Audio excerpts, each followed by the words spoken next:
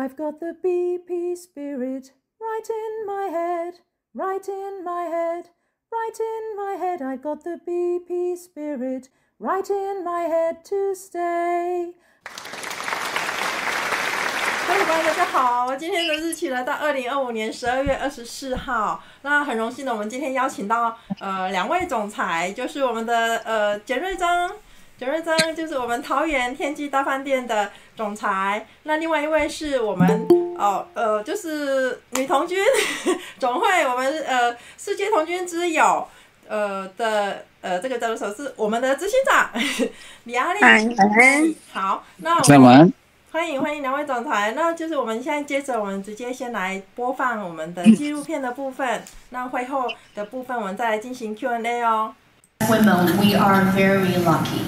The society changed. We have a lot of outstanding women. For example, in Japan, the first women president. In Taiwan, we had our previous president as a woman.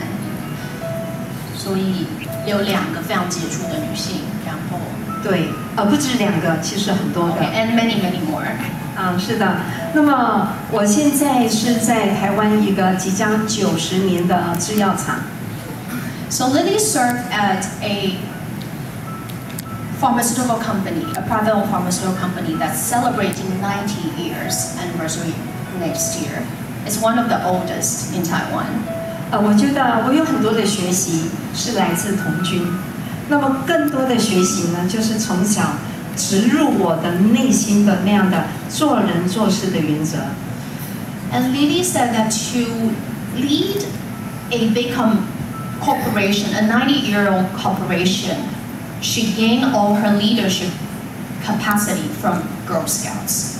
It's all the core value, all the skill set that through Girl Scouts nurture her, preparing her that she can do it now. 是的，刚刚简总裁有提到诺言、规律还有名言哦。那我这边我觉得影响我很多的是我们的3种制度：小队制度、徽章制度，还有荣誉制度。So Lily says that in her Girl Scouts life, there are 3 systems that we all know that have a big impact on her. Is the troop system, badge system, and the honor system. 对的，所以现在在公司呢，我们也是小队制度，然后每一个人你都是可以在这里。我觉得工作最重要的是要你很快乐的工作啊。那再来我们讲徽章制度，还有荣誉制度。徽章制度呢，我记得我从小背了一个那样的荣誉带的啊，那上面写的德智体群美。So Lily talks about running a big business. She adapted scouting system, all 3 systems into her company. It's very important to enjoy your career life, but also it's important to have the system. And she always remember her brownie uniform. We all have the badge. We conquer, we achieve the goal, and we all have all the pretty badge on our uniform. 对，在小队制度呢，因为假设露营4天，我们4天就要换4种不同的角色，所以你可以多同理心来看待你的公司的其他的同仁。So she said that in the National Jamboree, it's always like running 3 to 5 days, and then they need to take different roles. You can be the leader, you need to be led. So in the company, he learns how to take different position, to understand different position and how people coming from different aspects. 是的，那徽章制度呢，我都会鼓励栽培自己，跟自己赛跑。So the badging system encouraged her to cultivate herself nonstop and always grow. 是，那荣誉制度呢？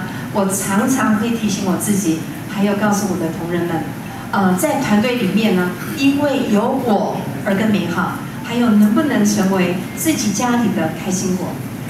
And through the honoring system, she always shared with her team member, with our team, be a better team with ourselves. And at a home setting, as in our family setting, can you bring happiness back home? I think she talks about the positive influence. 是的，所以童军栽培我的就是品格力、学习力、领导力，还有承担力哦。所以在一个团队里面，像我现在在公司谈的就是必须你要充满热忱，团队合作，努力不懈，而且很重要的是使命必达。好，你现在考我的记忆力了。你前面讲的品格力、学习力、合作力、承担力。Okay, so she talks about the four skills and values that's very important in a leadership. 品格力 means morality. 品格力、学习力 and always ready to learn, to grow. 然后合作 is to cooperate with team, with others. 承担 and the responsibility. You always have the shoulder. 然后就是充满热忱。Okay, and she always encouraged her team to have the passion. You gotta have the passion. 团队合作 teamwork. 努力不懈 relentlessly working 还有很重要的 relentlessly. 使命必达。我怎么觉得他在考我中文英文能力？使命必达 ，OK， 使命必达 meaning that you never give up until you reach the goal. 所以我觉得领导风范就是以身作则，然后你必须要很快乐，然后很开心的做每一件事情，所以你的团队一定会跟你很快乐、很开心。So her leadership style, she thinks that it's critical. You set yourself as the role model for your team. Whatever you want your team to complete or to be like, you gotta be that role model first. And you always hold on to that passion, that fire in your heart. 是的，谢谢我自己，我是中华民国女童军。She said she's a very proud Girl Scout from Thailand. That's her identity. 哇，谢谢阿丽姐这么温暖的话语，我被滋润了，你们呢？我们非常谢谢前面的两位总裁这个简总裁的年轻、魅力跟行动力，我想永远都是我们的指标。趁现在两位总裁还在这儿，各位有没有什么话语或问题想要提问的？我们可以做很好的回答。哇，这边有一位帅哥来了，来，我们请麦克风。哎。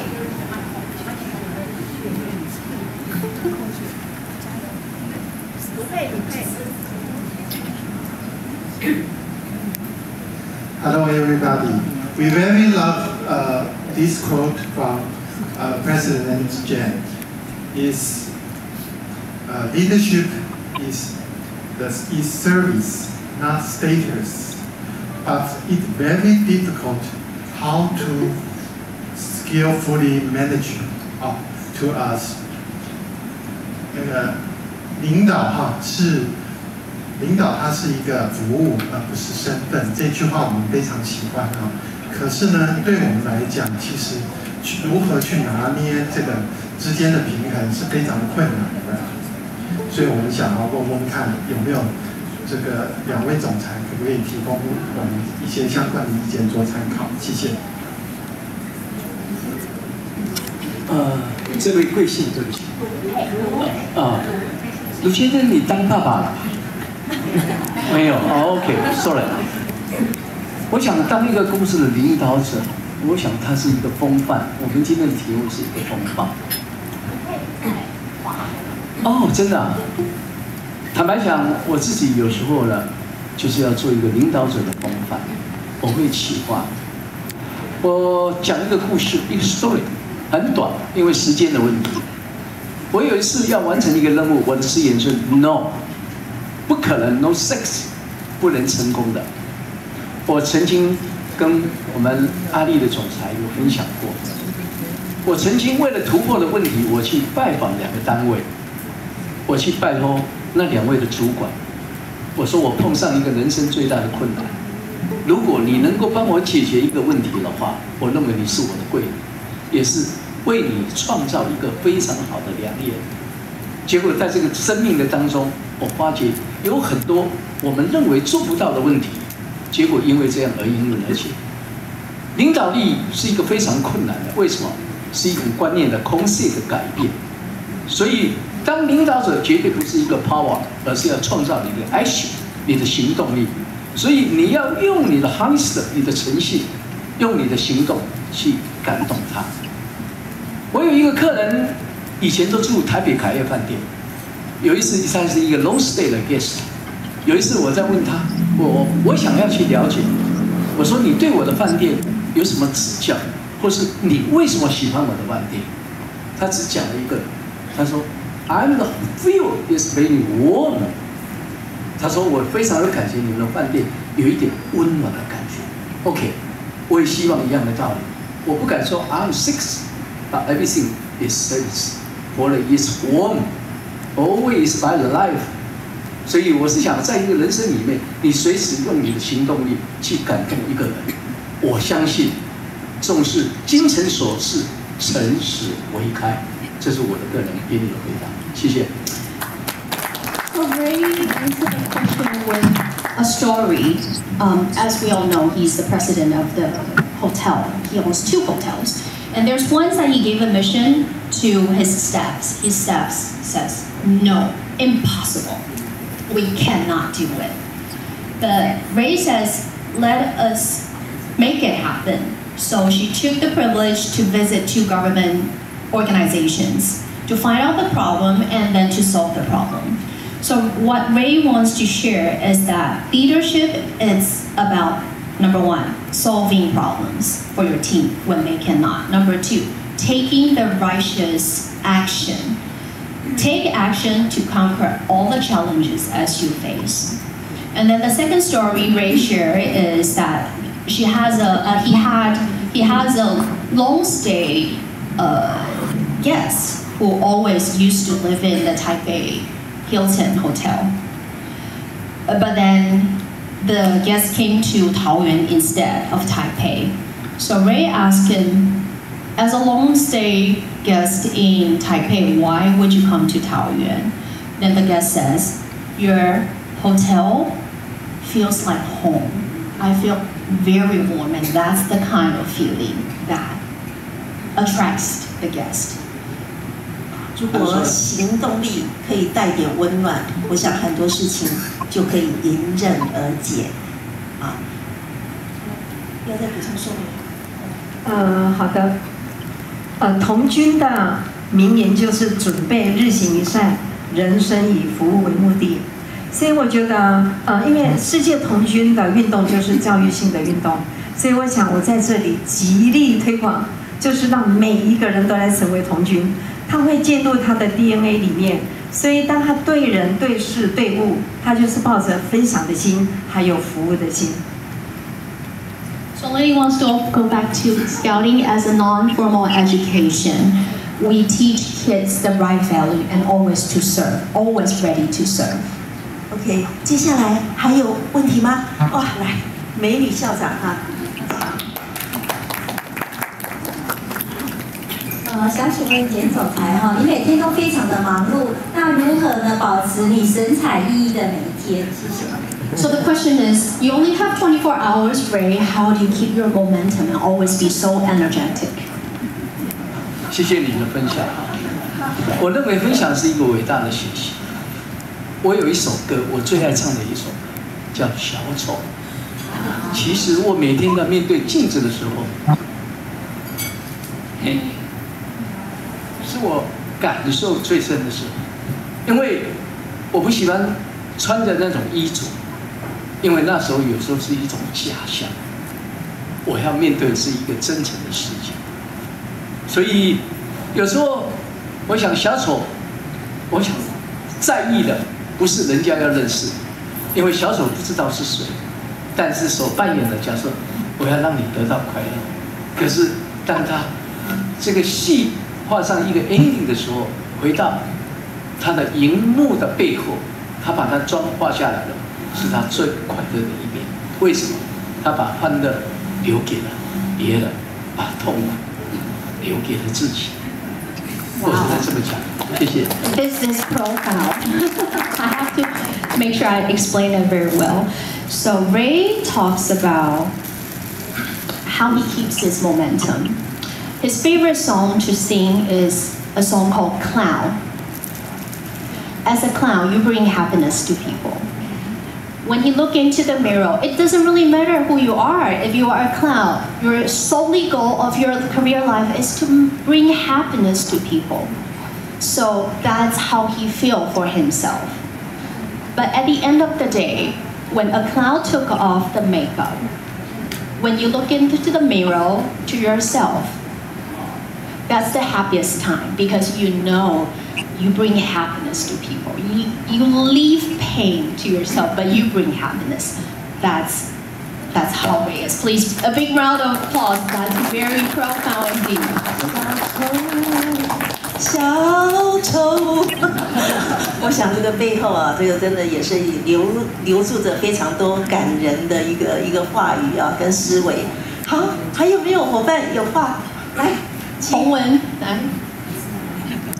Okay, I have the question for both the president. The young leader, we will growing or teach the young leaders how to your point of view. The young leader how to teach them and how to growing their mind to leading the next generation. I mean, 我用中文讲好了，就是。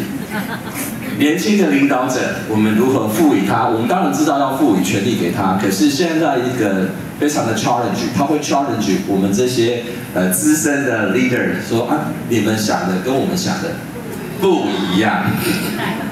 好，我们 generation 都有一个所谓的距离。那我想这样的问题，你如何去面对它，或者是？因为我昨天才带完这些罗浮群人们，所以我也遇到这样的困难。谢谢。好，谢谢洪文哦。我刚刚就讲我已经快70岁了，但是我从来不觉得我很老。我想很重要的是，我们也要有一颗年轻的心，我们要同理他。很重要的是，当我不是要去教导他，我想要陪他。我陪伴他，我跟他一起，还有很重要的是，我要很快乐，同时我乐此不疲。所以我觉得年轻人应该也喜欢跟快乐的人，还有跟有趣的人在一起。Okay, so the question was, Hongwen, my troop leader, I grew up with. He hosts all the coolest campfire and camping, so he encountered a challenge. He says that these days, when we're trying to guide young leaders, when we teach them what we think is right, they come back saying that that's wrong because you think differently from us, you don't understand us. So the question was, how do we guide young leaders these days? And then the answer that Lily said is, the key is empathy. You gotta try to understand them in a fun way. When we try to guide young leaders, we try to be their friend, try to be more fun instead of teaching them. So that's the key, Lily share. OK， 谢谢。那我们最后再一个机会，好吗？来，刚刚前面的美女校长，来，欢迎。我们要请教麦克风。好，我是田中高中校长啊。那我们是完全中学有国中部也有高中部。那我想要请问啊，也是我的学姐阿丽执行长啊，因为她又是中美实业的总裁啊，那又是慈济的主委，那又有女童军啊，这么多的一个职称啊，我想应该在很忙碌的一个工作啊行程里面，我想请教您哦，如何面对啊，在有限的活动时间内，怎么面对哦我们各项的挑战？谢谢。谢谢你哦。想做事的人一天24小时都不够。我想很重要的，我们从表面上来讲，你要有规律的生活，你要睡得够，你要够营养。但是很重要的是，这些 duty 呢，你自己要乐此不疲，你觉得你很 enjoy， 然后你觉得说，因为你来做这个事情，它是有意义的，还有你很欢喜要做。那我常常一天都忙得不得了，但是每个角色在变的当中呢，我会把下一个角色当做我休息的时间。所以当我下一个场所不同角色的时候，我又是一个崭新的自己。那个需要很快速的告诉自己，我觉得这个很棒，很有趣，那我要努力的学习，努力的为别人服务。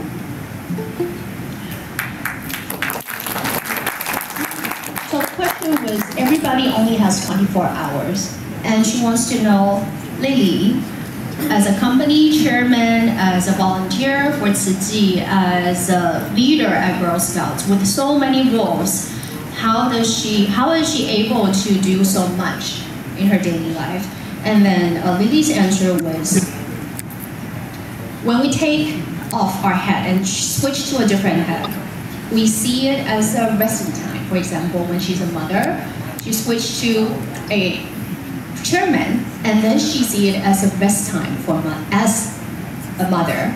So she enjoys playing different roles. When she's taking different roles, taking turns, then she make it fun.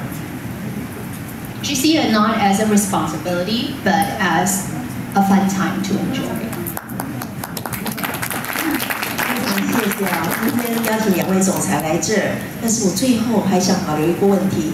听说简总裁现在在写自传啊，我想您的事业啊都是这么的丰富跟优秀，花亮许久，有很多的光芒，很值得我们的学习。我想问一句，你如何去做传承？还有你的对事业，您事业这么丰富，光亮啊，这个事业如何去定位它的价值？谢谢，老板。So Li Xiang wants to wrap up with the session with a question.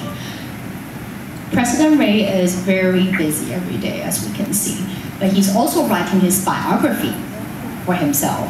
He's a very good writer, by the way, very romantic. Great writer. So the question was, what's Ray's succession planning? And also, what's the core value in his company and group? That one, he wants to pass it down to his descendants. OK， 谢谢。本来这是一个秘密，我开始为我的人生写下我的第一本书。我不花钱，这个书店叫简氏书店，就是我自己。我发行的对象是我的儿子。He's only writing the biography to his son, and it's supposed to be a secret. 刚刚有人提到，年轻的世代，尤其是父子的关系，还有事业的传承，这是一个最困难的。所以，我想发行这本书的最大目的，是我从内心有感而发，因为我很遗憾，我爸爸妈妈留下的是一个物质，没有精神，所以从小我就已经感受到，以后我要留给小孩，并不是他的钱财，而是我必须要留给他是一个价值的存在。所以我写了一本传记，这个传记呢，总共有200多页，我自己草稿已经完成。我是要告诉他，你如何来做一个传承，因为非常重要的一件事情。我想我要试问在座的诸位，请问你的上一代留下来给你什么东西？有没有人愿意跟我分享？只是一种信物。我不希望未来我们每一个人都成为什么？红价顶迄个神主牌啊！安尼每工你甲拜，不是拜什么，是爱拜出咱的价值的。所以我有感而发，我要希望我的下一代要永远记住，世代留给你的是一个什么？是一个人生的价值。你记住了没有？所以我就从我的一生，我的父亲、我的母亲、我的小孩、我的事业，在我人生里面所面对的一个种种的困难，我希望从这本书里面，我来传授给我的小孩。虽然钱财是另外身外之物，但是我认为这个价值比什么更重要。但是我知道我的小孩会不会能够接受，他可能还不清楚。我说没有关系，在我的首页我写到，我说如果你喜欢，你就把它当作是一本《葵花宝典》；如果你不喜欢，请你以小说慢慢帮我看完一遍。那里面呢，是我人生里面有很多的困难，还有我自己所写的散文，也包含在我各行各业里面所面对的种种。但是我留下了2个最重要的格言。我说人生永远是美妙的，只是说你要怎么去改造你的未来，那要靠你自己，不是靠别人。你要如何去创造你的价值？第2个，我要告诉他，在世代的变化当中，你如何要面对世界的挑战。所以要永远记住，同样的石头，千万不要踢2次，因为踢1次很痛。爸爸已经踢过了。我希望我要教导你，你要面对你的未来，石头不要再踢2次。所以在里面有很多的石头，我就告诉他了。那我希望这一本书呢，是能够对我的小孩，我也希望从小孩的当中不是一个传家之宝，我认为是不但是传家之宝，就好像我跟阿里总裁今天中午在分享，我说传有一个动词，一个叫名词，传是传承是什么？一个 condition， 要如何继续这种精神价值的存在。那另外一种是名词，是一个传记。那一个传是什么？就好像一样，我说我们时代在改变，很多的价值都永远没办法的存在。就像一个美的东西，就像我自己的餐厅一样。我曾经跟对我的师傅，我跟他讲，我说你传了什么都给你的下一代，请问你传了什么给你的徒弟？有没有？他说笑一笑。我说很可惜，我们台湾很多的东西都慢慢的失传，尤其在所谓的文化跟价值的方面，我是希望有我这一个小根能够把它发扬出去。大概我的传记是这样，有一个简介，但是对不起，我不卖的，只卖给我儿子。啊，那真的是一个简单的分享。OK， 秘书我这。谢谢，非常感恩。So, Li Xiang mentioned that President Ray is writing his biography at the moment, and he already finished the first draft. It's about 200 pages, but it's only going to pass it down to his son. The main reason why he writes the book is because Ray feels that it's a pity that his parents did not pass down any value, spirit to him. So when it's his turn, with this huge company that he's giving down to his son, he thinks the most important part to give his son is value and what is the most important elements that he cares about. So he said that there are 2 things in the book that he wants to share with him. Number 1, to create with your own hand. You gotta take the action to make things happen. And number 2, don't make the same mistakes twice. Do not make the same mistake twice. So in his biography, he talks about all the stories he grew up, all the challenges, how he conquered it. But at the front page, he wrote it down saying that, if you trust your dad, if you love me enough, please look at it as a manual to become a superhero. Use it right.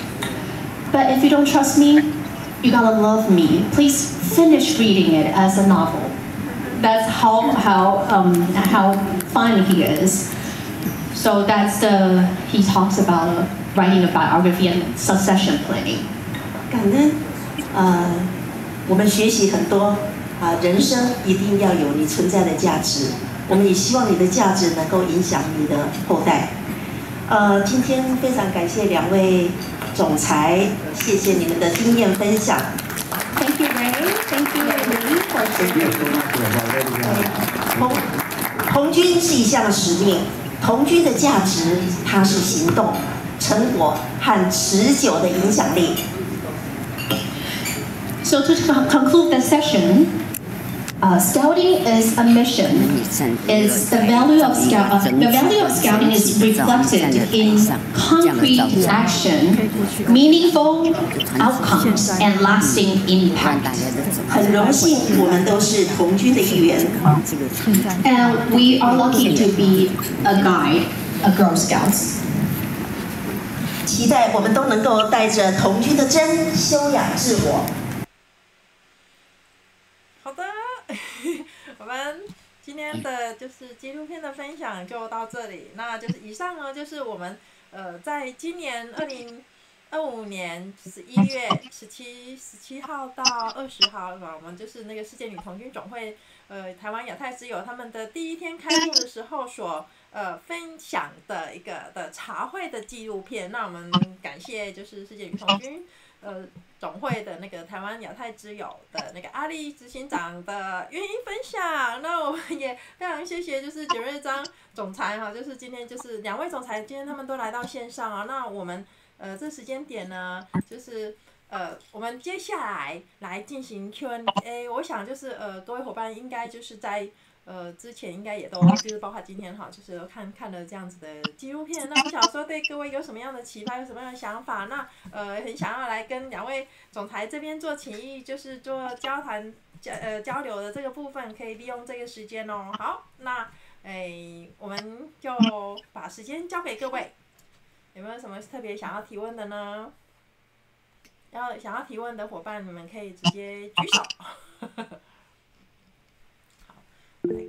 好，雅婷，请。嗨，总裁好，谢谢你们的分享。那我想要问一下，就是在你们陪伴年轻世代的过程当中，你观察到现在的年轻人，他们最需要被理解或支持的是哪件事情呢？ OK， 谢谢。现在马上答复哈。圣诞夜，那我先祝福大家平安健康。那感谢呢有这个机会能够跟大家分享哈，这是我的荣耀。坦白讲，我不敢是一个成功的企业家哈，成功实际上对我的定义应该就是肯定自我。那当然，我们今天所谈的就是一个领导者，因为我有机会呢，能够在30几年的创业当中，还能够安然存在哈。当然，我想不是除了侥幸之外了，但是我还是一样，在这个人生的这个旅途上呢，非常的兢兢业业。但是如果说从另外一个角度呢，我也是一个 leader， 这个 leader 当然就是一个所谓的领导者。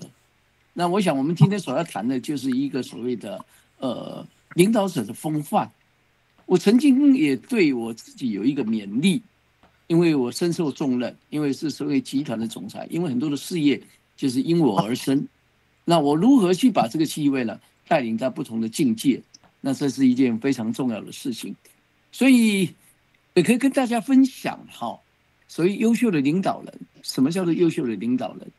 当然，我知道所谓领导人当然有牵涉到很多的团体。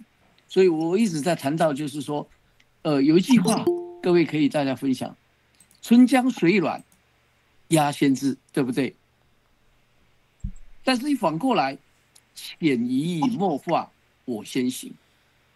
如果当一个领导者，你都不清楚自己的角色的扮演，那这是一个非常无法理解的。所以，身为一个领导者，我给他的一个定位。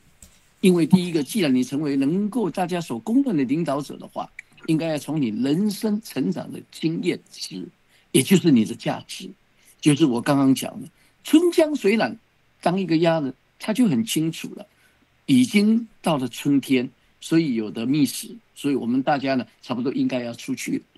但是当一个领导者一样，你如何去潜移默化，让你的团队走上一个更好的一个未来，这是一个必定你要付出的一些行动。所以我想身为一个领导者，除了人生的经验以外，就是你自己的价值。当然，以领导者的立场上，在你的组织价值是什么？还有就是你的领导力如何把这个团队带到未来。那因为我在年轻的时候，坦白讲，我吃了很多苦，也得到这很多的经验。我记得我在出来创业的第1年，因为我自己是建筑事业体的开始。我记得我一天要去开发土地，那可能过去开发土地都是用报纸一刊登，很早就要出来找这块土地。结果呢，我发掘了一块土地非常漂亮，因为是在师范大学旁边，那个地方是一个非常好的住宅区。结果我赶快的开着车，那时候我记得6点半就有人赶过去。但是我刚到目的地的时候呢，坦白讲，前面已经有人在排队了。我看了当时我真的吓傻了。我说我这么认真，这么努力，想要去寻找的土地的一个人，可是有人比我还更优先。所以大家当时呢，我非常的黯然，几乎坦白讲，不但是黯然，也非常的失望，就离开了现场。所以我拿到2个定论，我说机会只留给第一个人，这是我人生的一个经历。第二个，你不要自以为你是聪明，有人比你还聪明。所以呢，在那个当中呢，我学了很大的警惕。任何的事物呢，我要从不可能的时候要把它变为可能。所以在那个从事那时候起，我开发土地，只要有人介绍，我第一个一定要跑过去，我还去拜访地主。结果我发现这个理论是对的，因为所以我每次呢去拜访，还有拿到这个资讯的时候呢，我第一个去拜访地主的时候，第一个我抢得先机，第二个也得到一个很好的所谓的结论。那这个到我这个创业的历程当中，坦白讲，帮助我非常大。所以我也跟各位常常在讲一个笑话，我说钱不是赚的，钱是抢的，叫做抢钱。要怎么抢钱呢？其实只有2个理论，一个是时机，那一个是先机。时机每一个人都要懂，但是你时机不对的话，很不对。所以我们作为领导者，你有一个重要的概论，就是选对你才能做对。所以我一直在强调，做一个领导者，你所具备的什么叫做一个优秀领导人？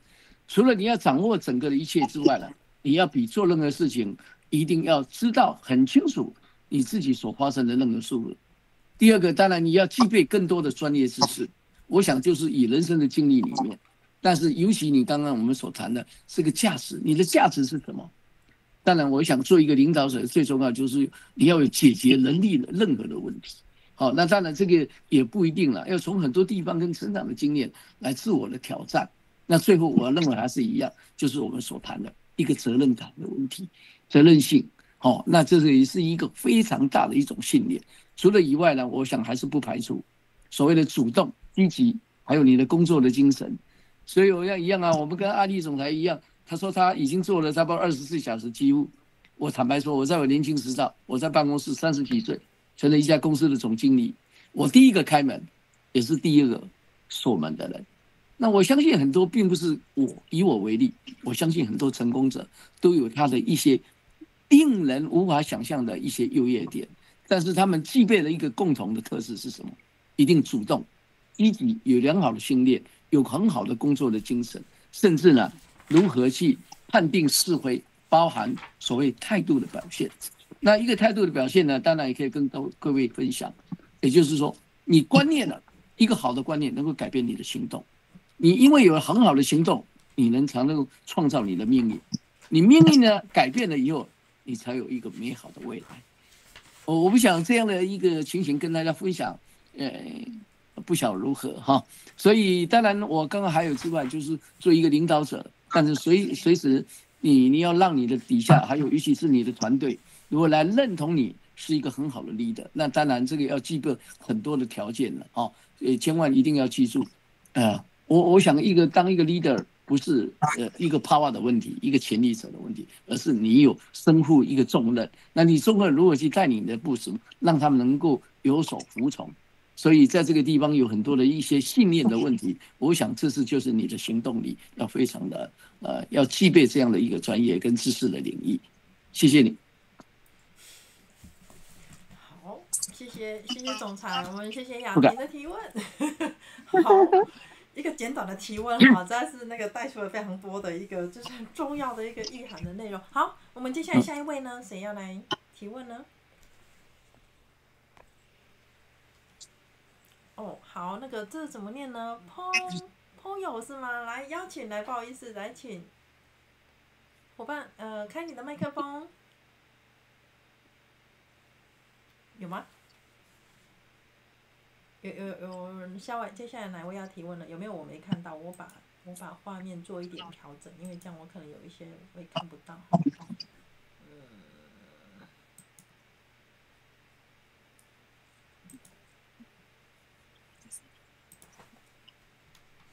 有人提问吗？有没有漏掉的？好，那我暂时还没看到有人提问。那我这边呢，因为有人有私讯给我要提问题的哈，就是还蛮多问题的。那我先来问一个问题哦。那到中间待会如果各位你们有想要提问，大家来提一下。好，这边呢，有一个伙伴他提到就是说，在讲座中有提到就是说，领导不是身份，而是行动与温暖。那在实际的企业或组织的决策中，当温暖与效率产生冲突时，你通常是如何取舍呢？好，我们来邀请总裁来为我们回答。好，那是金总裁，金大哥先吧。你先谈，你可以没问题。好，谢谢。好的，好，谢谢。我们都知道，其实一个企业，我们讲最重要的资产就是人。我们讲一个企业要成功，它肯定需要有它很特殊的企业的文化，还有企业的理念跟企业的精神哦。如果这个温度跟这个效率发生冲突的时候，我觉得这个解铃还是需要系铃人。我觉得要先去处理人心的问题。如果说我们一昧的要求这个效率或者是速度的话，其实人本身就是一种我们讲说人性就是希望有人关怀，希望有人陪伴，希望有人鼓励，希望有人支持哦。所以如果效率跟这个温度有起了一个冲突点的话，我想我会先用一个关怀的角度，然后去理解的角度，然后跟他深谈。效率的话，我们肯定就是可能本来有一个预定的目标嘛，那没有办法达成，一定有我们要做过分析，然后来了解到底出的问题是在哪里哦。所以我觉得这个温度跟这个效率发生了冲突的时候，我觉得还是要透过了解理解，然后共同来做一个分析说明，然后一起来。谢谢。虽然我不是大公司了但是我是认为这个团队力非常重要。但是在一个团体当中，因人而异，因人而为。同样一件事情，每个人处理事情的角度呢就不同。但是我知道现在就是说，在人与人之间里面最大的隔阂就是一种信赖度。那如何在团队里面呢建立一个良好的信任，我想不是那么容易，尤其是当一个主管，当一个领导者。当然我自己也有很多中间的干部常常发生过问题，不见得就是说常常，因为既然有提这个问题的存在，也表示说这个是大家所关切的。那因为我有发现很多的主管还有很多的一些领导者，他们大部分所存在的一些观点就是说自以为是，我就是 leader。 所以这个 leader 呢，他认为就是说我就是一个权力者。这个权力者呢，所以在整个运作的过程当中呢，会产生一个不同的思维。那这个思维是什么？他没有考虑到一个什么一丈工程万骨枯的一个问题。所以当这个中间干部实际失去的时候呢，往往就是一个团队我们没办法达成任务的一些质疑的地方。所以有很多地方呢，我也可以跟大家分享。因为在很多的干部当中，我常常他们出现什么问题？第一个就是什么？不去了解新时代的管理的要件，就是用旧的方法。旧的方法就是什么？就是高命令、威权。所以这个种东西呢，可能会造成我们底下的员工很多就我表面是服从，但是心里不服。这个也造成很多地方的主管呢，有时候会假借圣旨，就是假授权，然后真空制。这个就是什么？他不信任专案，也可能不相信，只相信自己，我就是对的，所以可能会造成什么？部署里面呢，可能跟主管当中有一些失和的状况，不可否认的事实。所以有很多地方呢，我也发觉我的主管，他绝对当一个事情发生错误的时候，他总是不会去想到一件事，他绝对不会承认错误，这个责任往下推。这个也是常常司空见惯，常常看到的管理上的问题。也就是说，没有人愿意，尤其是领导者，他不会去承担这个责任。当这个问题产生的时候呢，我想也就是说，我们管理上呢所产生的问题，但是他没想到一件事情，也就是说，团队的默契是应该建立在互动的关系。如果说互动的源头也不知道，是来自于不断的成长及鼓励。所以当一个事情成功的时候，我认为一个优秀的领导人，他绝对不会居功，应该是说，当你成功的时候呢，应该是大家团队一定要让团队看得见。当你失败的时候呢，你作为一个领导者，应该站在第一线，由他来承担。我相信，如果说有这样的一个领导者，我相信呢，这家公司一定是非常棒的。所以我常常在看说，你看这家公司好不好？说经营看整体，操作就看细节。很多的细微的地方呢，可以看出这个领导者他的一种风范。所以我对一些领导者的他们一些批评啦，常常有时候说，把这个责任发生问题就把这个责任推给底下。所以就是刚刚我想我们团员有提到这个问题，当你的效率跟温度里面产生差异的时候怎么办？就是第一个，我认为这个主管有很多地方，我认为可以去协调跟改善。第一个，他就是缺少沟通，他没有想到就是说，当是底下做好的时候，你就是一个领导，这一定是你的功劳。我也常常跟我的部属讲，说你们做好，那我一定好。那请问你们做坏，我会好吗？我也绝对不好。所以这个当中呢，他们领导者有时候会有一个借口，我太忙啦，我不注意啦，我不会支配啦，所以他根本没有什么，只是一个大原则，他没有去谈到这种执行的细节。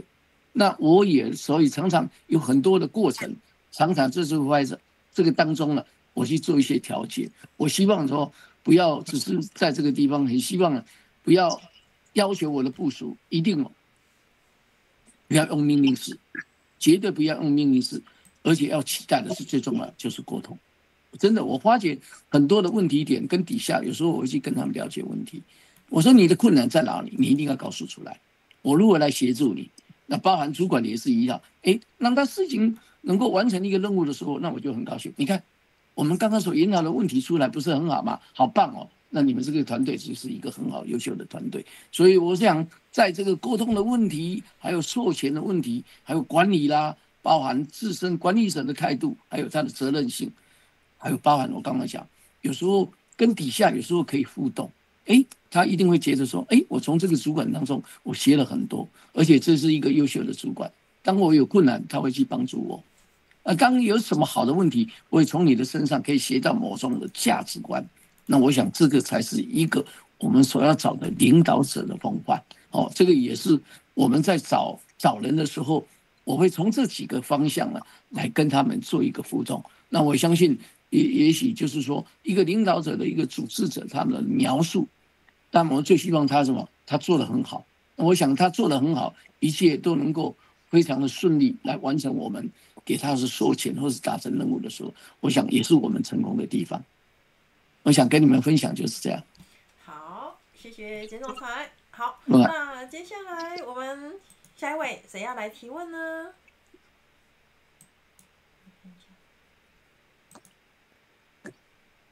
有没有伙伴举手的？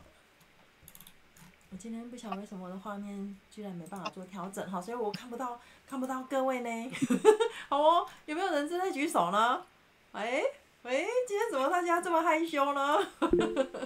哦，好，太好了。那我们来邀请我们的那个谢振玉前辈，我们的那个谢教授来。好，振玉，你好。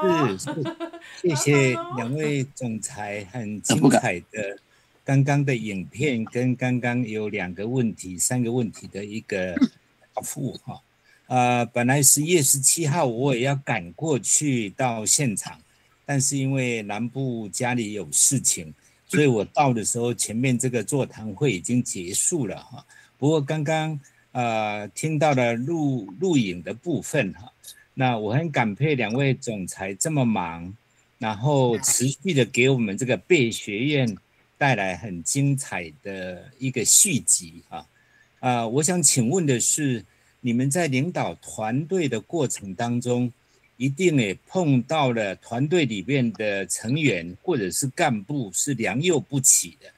那除了你们刚刚座谈会提到的你们很多的领导力之外你怎么样来提振这个团队里面个人扮演角色跟你的期待是有所落差的时候，你用了哪些方法让整个团队能够好像跟领导者的能力比肩一样哈？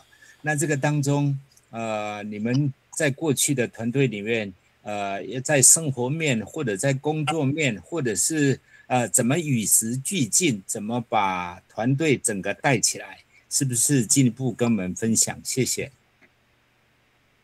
好，谢谢。好，金总裁先还是？你先，我先，应该你是优先。OK， 谢谢。好，谢谢正玉伙伴，大家晚安哦。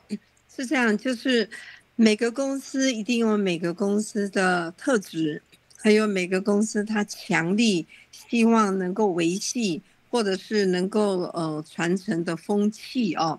比如说我们公司明年90年，然后从第1代制药就是道德。第2代呢，就是做人做事都很重要。第3代呢，就是机会给予准备好的人，还有没有最好，只有更好哦。那第4代呢，就是中美医药懂你需要。所以套一句，现在年轻人讲的就是同温层了啊，同温层的人。所以我们在面谈的时候，我都希望我们公司面谈主管或者是负责面谈的 HR。真正要找到他的个性或者是他的理念能够符合公司需要跟要求的人，比如说我们讲到的品德力，讲到的学习力，讲到的合作力，还有讲到的承担力哦。我们公司的职务包罗万象，有内勤有外勤，然后有场内有 Q 部门有 R 部门，所以就是每个人都同时在学习做一个 leader， 就是要勇于承担。但是当你在团队里面的话，你又要乐于配合所以有的人真的是我们讲说牛看到北京嘛是牛啦哈，所以我们在面谈的时候，我一定要求希望就是找他的感觉，然后他是比较像因为我们公司制药嘛，所以我们希望比较有良善的，希望就是他能够愿意好好努力学习的。那从这个面谈当中，我想透过他的交谈，还有透过他的这个自我的表达，我认为这个第一步是很重要的。那刚刚讲到说，如果成员良莠不齐的话，我记得有一次呢，我们公司就是发生一个我们的主管认为这个人不能再用了。但是我再而三的思考的结果，我真的是很想再给他一个机会。然后我就去问我的师父，慈济的正言上人。我的师父告诉我说，慈悲也要有智慧。好，那这个就是给我一个当头棒喝哦，因为我总是希望用一个良善的，然后再给他更多的包容哦。但是我的师父又告诉我说，没人挑工被个代志做唔对了哈。所以就是在这样子的一个，是不是要再给他多一点机会，或者是我们应该做什么样的处置？我认为一个团体里面的风气很重要。好，那我们公司比如说很重要的是礼貌哦，所以来从美，不笑的人要变成会笑，不会问安的人要变成会问安。但是如果他还是经过几个月或经过1年呢，他的感觉还是一直都跟不上来。那我想有的时候最坏的打算也是最好的打算哦，就是彼此互相的祝福哦。因为像我们公司也有几个哦，就是他当时有不得已的理由，他需要离开公司，但是几年之后他还是觉得是中美是最好的。那当然我刚刚讲的他不是因为有这个品格上的问题，那我们再接受他，而是他当时可能有另外的原因哦。所以良莠不齐是可以透过团体的力量，然后我们再用一个更好的影响把它导正过来。谢谢。是，谢谢我们安利总裁的分享哈。我是想，刚刚这位先进他也提到哈，一个领导者如何与时俱进的一些不同的方法。那坦白说，我想要作为一个非常好的一个领导者的话，在我们整个组织的应用上面来讲的话，坦白这些人才呢，几乎难为。什么叫难为呢？我常常讲开个玩笑了哈。如果说他具备这样的条件的时候，他一定是一个非常优秀的人才，他可能不会来作为我们的一些可能中间的干部。我想他有更重要的任务，我们必须要把它提升。但是他不清楚什么叫做一个优秀的领导人。我想以一个最重要的一些管理的一个要件呢哈，我们从任何公司的计划的执行跟组织的编定，包含了最后的领导力，还有所谓的整个组织的控制跟协调等等。所以我非常的注重除了刚刚阿里总裁也在分享一个人的品德，我常常这样讲，就是说一支蜡烛如果没有心呢，是不能燃烧的。但是纵使有心了，你也要燃烧才有意义。那如果说一个所谓的领导者，他都不知道自己成为一个管理者的风范的话，就是我们刚刚在分享的。第一个，你要把你人生的价值再来分享给大家，这是一个重点。再来就是说，你从你的价值里面不但没有关系，你还要有组织的能力。不但有组织的能力，你还要有所谓的领导力。那刚刚我也看安利总裁他们公司也有说一些势力的标准，但是我在这边是有一个势力的标准。我在看一个人，我是在看他的执行力，我是在看他的整合力，我在看他的创新力，我在看他的领导力。如果说具备一个东西没办法，一个领导者达到这样的一个标准的时候，我想我不能讲说他不配，那可能就是我们当为最上层的人要去留意他，这个是不是作为一个领导者的风范，那我们必须要改变。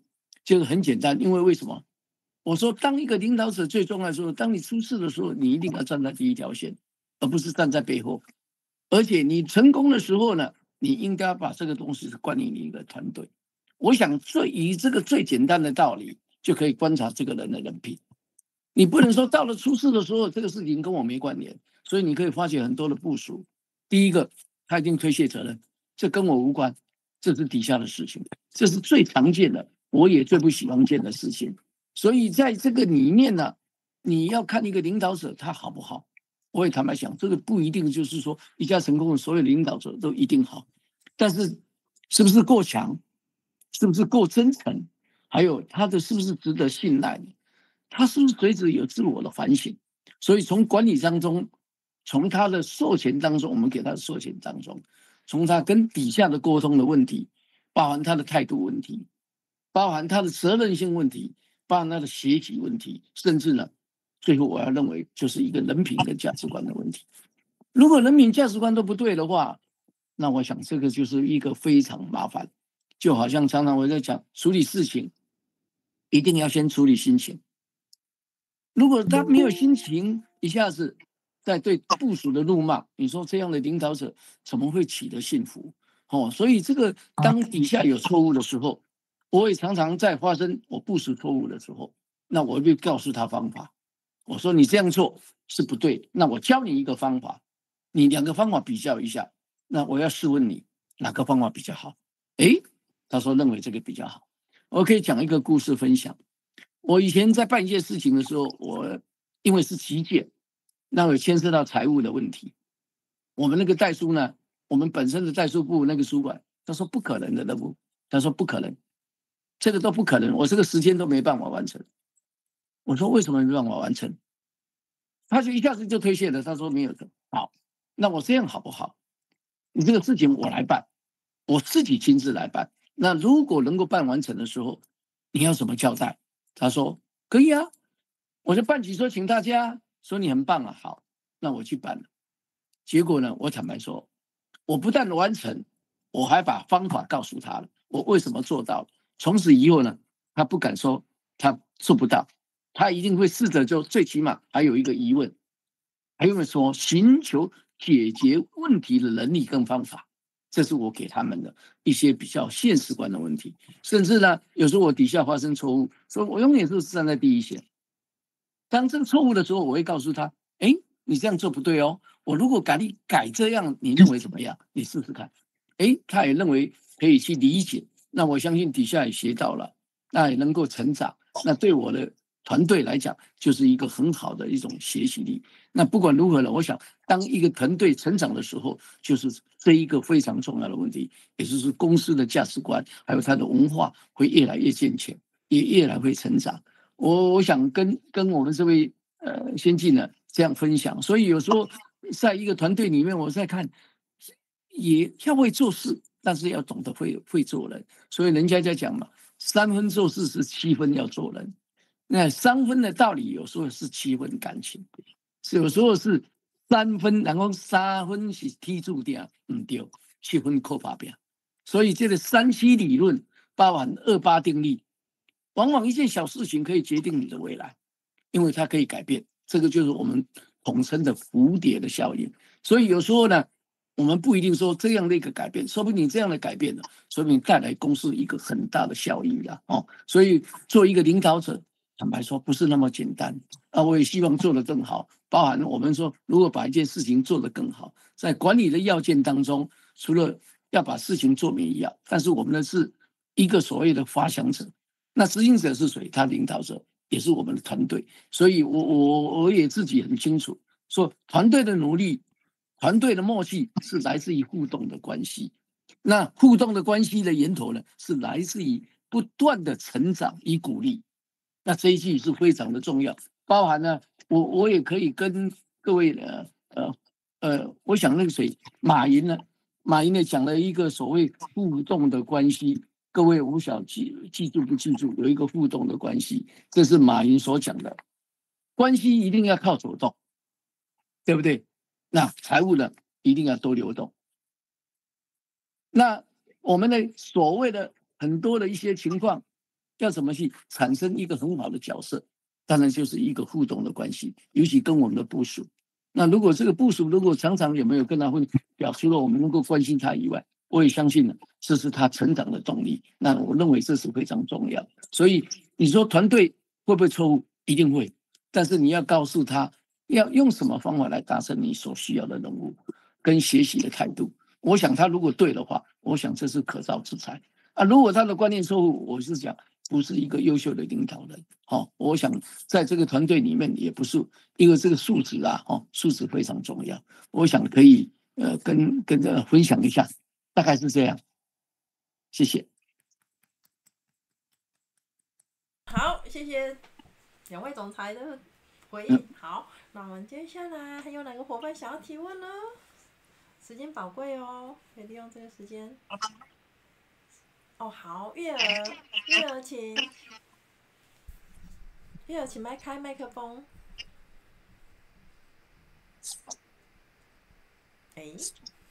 好，有吗？没有的话，我这边我就要叫那个来提问我这边好得到的问题哦。好，那我下一个问题我先来优先一下哈。好，关于童军的小队制度，刚刚有提到嘛哈，童军小队制度让人学会换位思考。那你是否能够去分享一个在职场中因为曾站在对方立场而改变管理方式的具体的经验呢？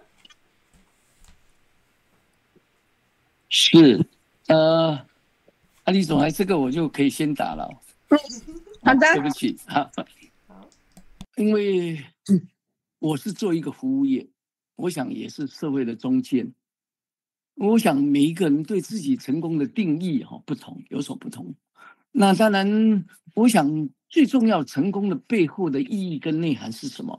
我想每个人定位不一样。那我一直给自己的一个内心成功的因素是什么？是这样肯定自我，也就是一种幸福，也是一种尊重。这是非常重要。所以有很多人想说你是一个成功的企业家，我说 no。我说很重要的一件问题，就是要如何让自己呢成为一个社会的中间。所以我是想，不管如何，团队的默契，还有各自，我们当一个服务业，那服务业是什么？对不对？服务业是什么？那一定要很清楚，一定是一种心情，也是一种行动的力量。所以呢，就是尤其是在人与人之间的一种关系，比如说接待啦、交流啦，或是一种互动。所以很重要的一件事情，就是要从你内心开始。我想在内心里面呢，就是一种品格，也是一种敬意。所以呢，有时候我们的服务呢是要从心出发。这个心是什么？是意思？要从我们的心里。那心里就是这种一种学习，一种观察，一种善良。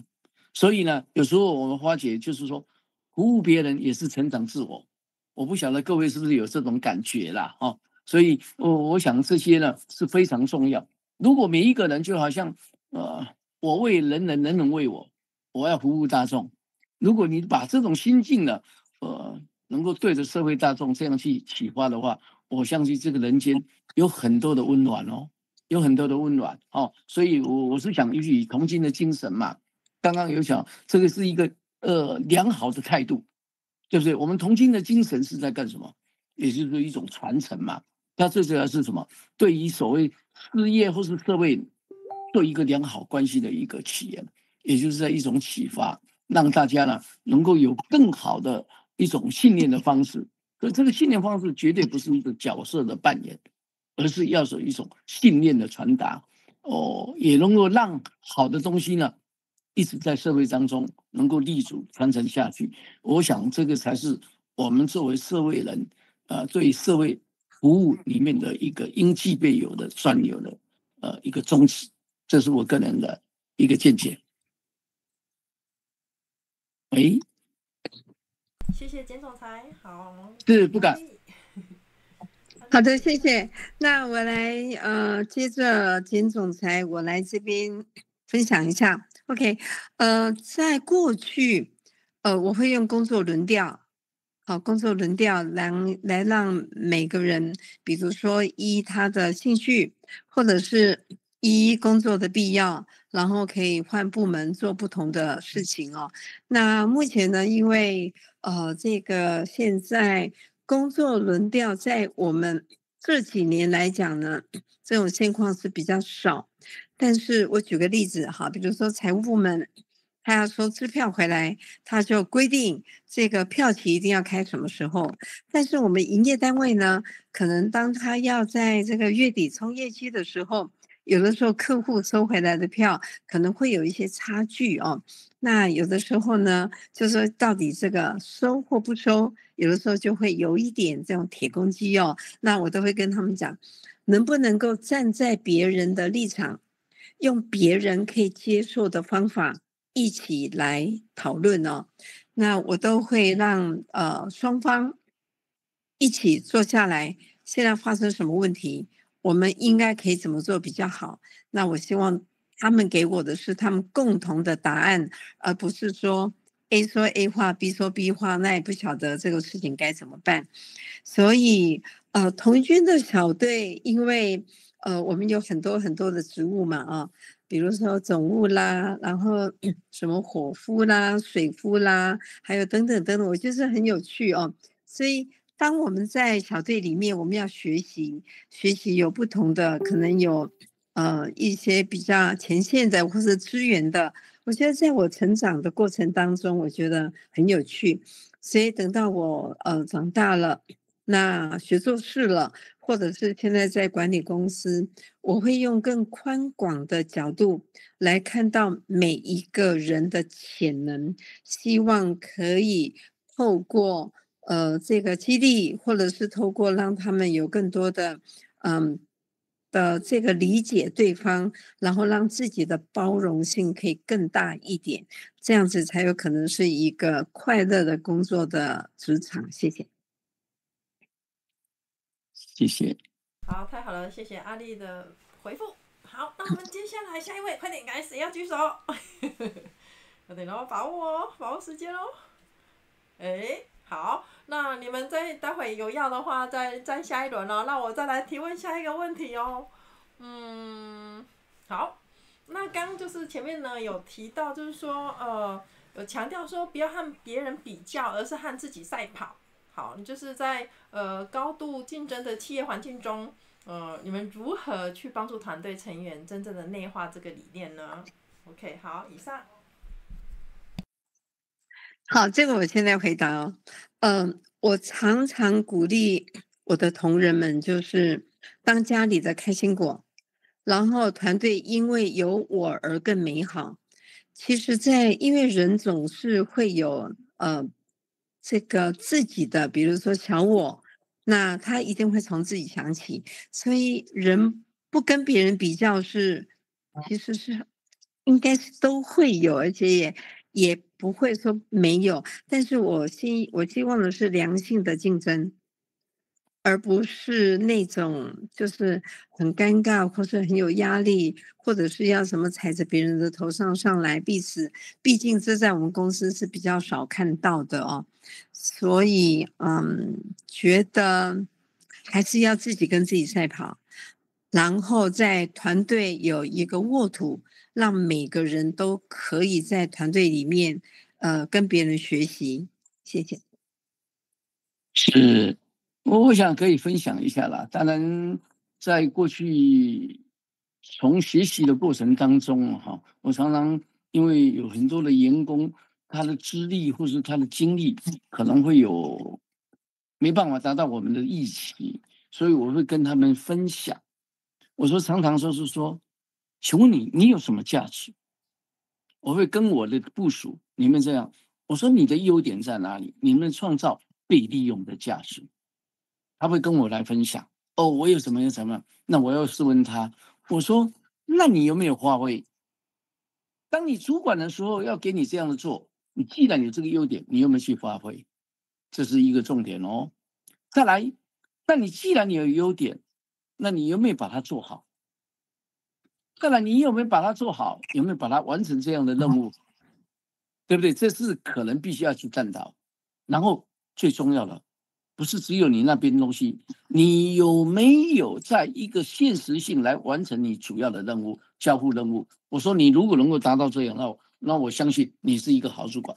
当有一天你的主管要升任一个比较更具有专业的领导者的时候，我想你一定是优先的。所以我常常会给他讲，不要讲是说4个 W 或是5个 W 的问题，你一定要去想到，就是说你的价值，你特别创造被利用的价值是什么？这是我常常在鼓励员工，你要去发挥你的所长。人生就是什么？你的价值，否则的话，就好像我也不好意思，就是说会务这个话是很难听，但是我给他举例，就是说什么叫做会务？就是说你不会被利用的东西放在旁边就是废物，那我相信你就没有价值了。所以呢，一个成功的一个重要的人是随时会创造被利用的价值，这个也是我常常在勉励他们的一个来做一个比较不一样的一个情况。但是对于成长的过程中难免会发生错误，这个错误来自于哪里，他可能不理解。所以我常常在学习的过程中对底下有一个叫做3步政策。什么叫做3步呢？第一个，你不了解，那你不了解没关系，我教你，这是第一步。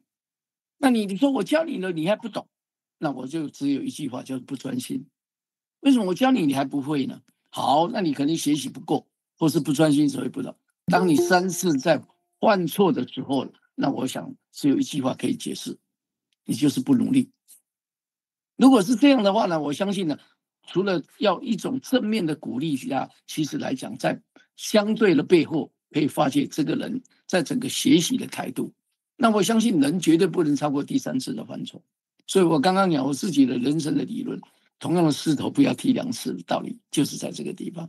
你如果有犯过3次，那你绝对有一个东西在你这个整个思考力的方面，一定有发生某些的错误。那这个也是我跟我部属里面的，在做学习互动的过程当中，一个重要的一个互动的基础。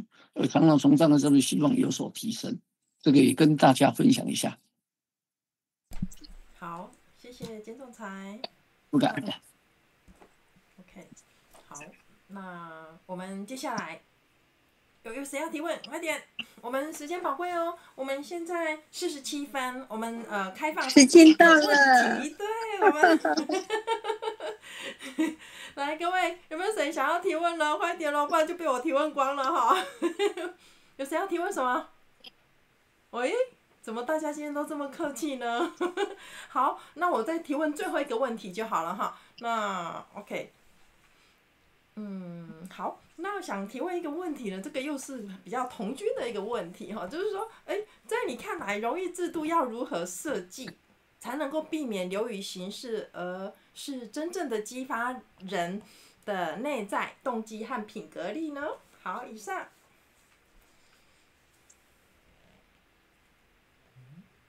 OK， 童军的3大制度嘛，小队制度、徽章制度、荣誉制度哦。那我们有一首歌，荣誉在我心里，我就不怕风浪，不怕风浪哦。那我们现在讲，3观嘛哦，3观第一个会讲价值观，第2个讲社会观哦。那目前我们讲地球是圆的，但是国际已经是一个大平台了。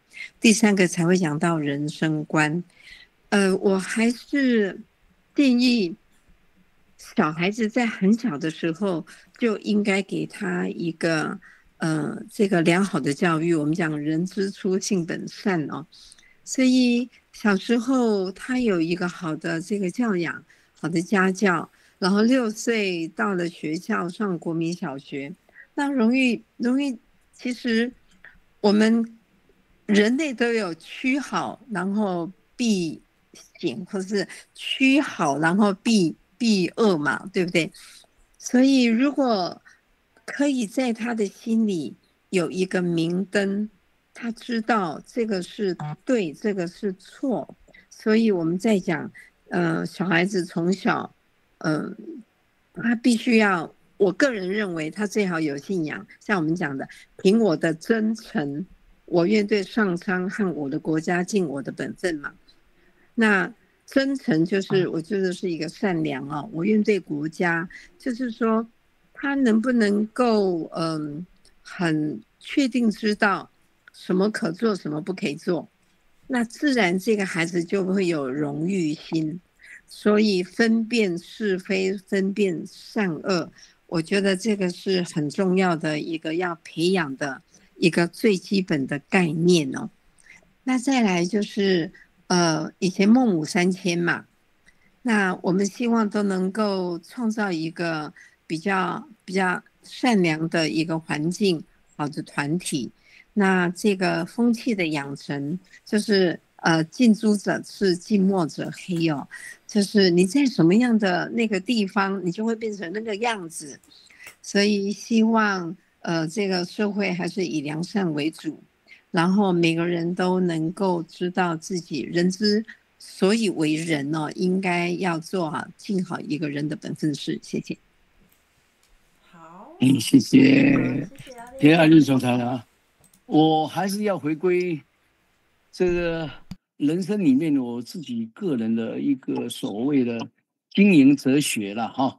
当然，这个哲学我也不敢讲，也是说常常在很多大家的分享当中可以得到这样的一些结论。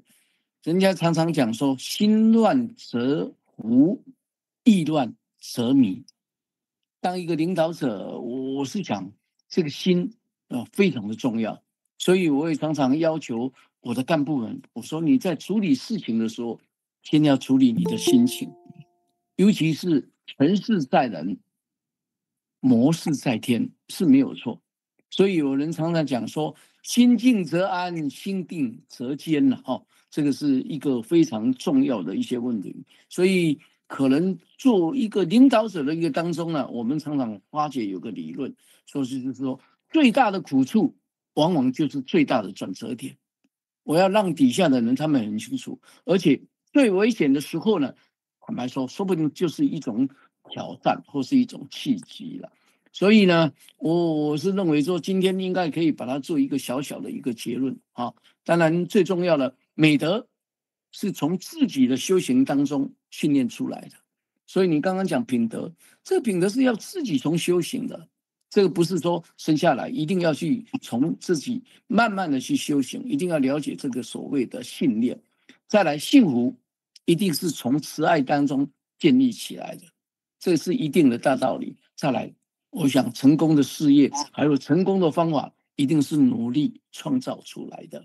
好，所以这个也是我想跟大家的分享。这样，谢谢。太感谢了，太感谢了！我们非常精彩的今天的这一场讲座哈，哇，太棒了！我想就是这一集非常适合，就是之后大家好好的再来多几次的回顾哈，包括我觉得我应该会花很多的时间再来多回听。好，那我们接下来呢，各位，我们谢谢两位总裁，那我们大家来开镜头跟总裁合影好吗？好，都可以了吗？有没有谁要开镜头还没准备好的呢？好，看到我们熟悉的伙伴了。